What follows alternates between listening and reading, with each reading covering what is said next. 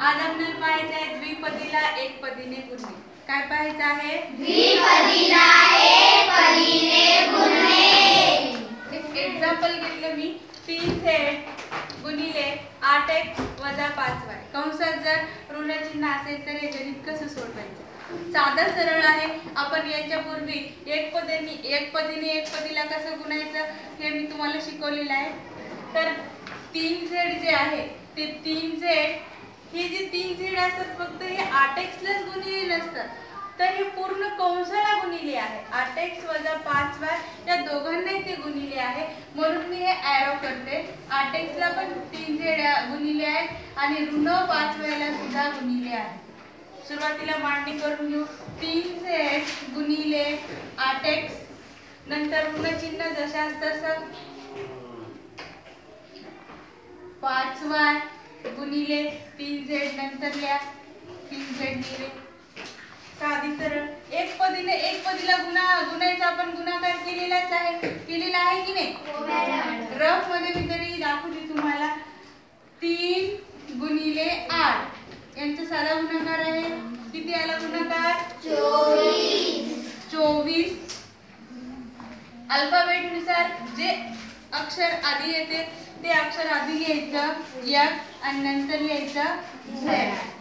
नंतर 5 आणि 3 यांचा गुणाकार करायचा.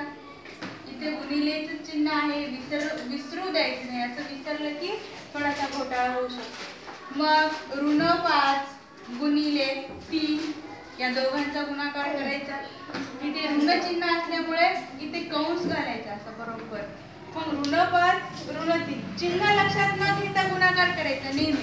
5 गुणिले 3 चा गुणाकार 15. चिन्ह ऋण. मग काय होईल? चिन्ह गुणिले ऋण 15. त्यानंतर y अगोदर येतात ABCD की z आधी येतात? y आणि z.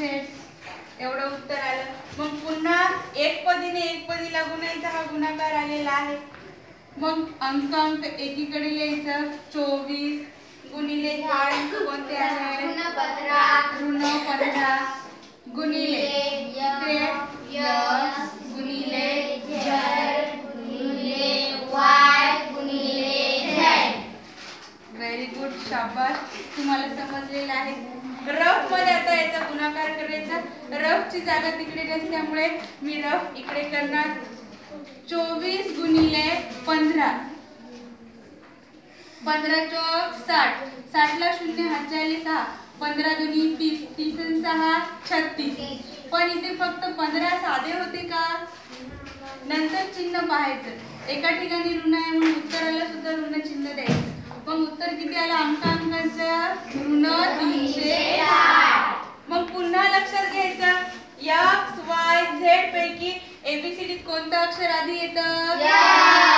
x लिहायचं. नंतर कोणतं अक्षर येतं? y एकटाच आहे, y लिहिणार. नंतर काय येतं? z. मग z किती वेळा गुणिले आहेत? 2. हे झालं. z 2 वेळा गुणिले आहेत म्हणून मी काय लिहू शकते? z चा वर्ग. अशा प्रकारे हे आलं आपलं उत्तर. समजलं मग उत्तर कसं करायचं ते? हो मॅडम. सर्वांना समजलं? हो मॅडम.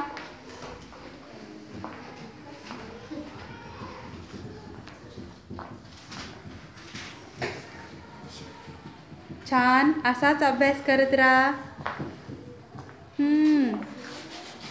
छान अभ्यास करत राहा असंच.